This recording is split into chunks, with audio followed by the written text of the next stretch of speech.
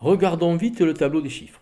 Sur 100 milliards de e-commerce, 60 milliards, ce sont des voyages, de la billetterie, des abonnements Netflix, etc., etc. Tout service acheté à distance.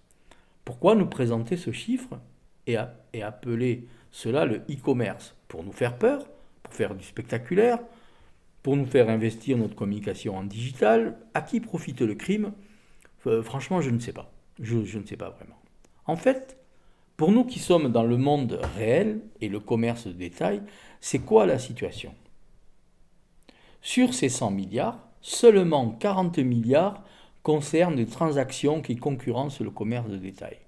Quand on regarde de plus près, c'est plutôt 30 milliards, car on met dedans les chiffres des drives alimentaires, mais ce n'est pas de la vente à distance. C'est une commande qui contourne la caissière, mais c'est bien un magasin avec des murs bien réels. Dans les 30 milliards, la moitié est faite par des magasins physiques qui vous proposent des achats en ligne.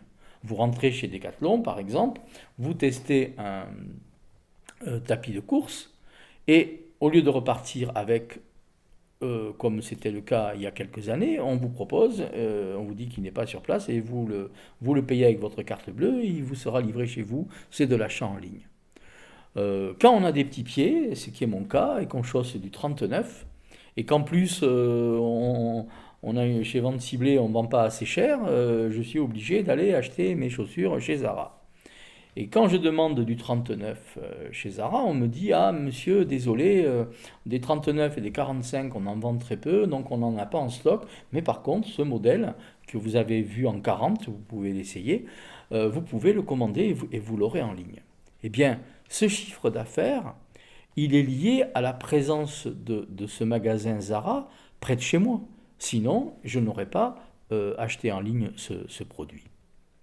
Et les autres, et les fameux pure players, après 25 ans, c'est combien?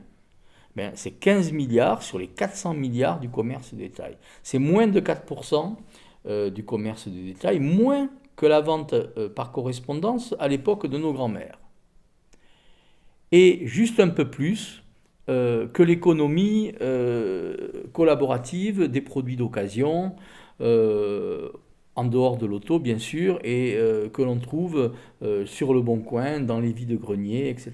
Et que le commerce devrait beaucoup plus se méfier de cette évasion et de cette concurrence vers un achat qui prend du sens, celui entre particuliers. Alors, 25 ans de e-commerce, tout ça pour ça. Si ça n'est pas la preuve que le e-commerce n'est pas notre première menace, je ne sais pas ce qu'il nous faut.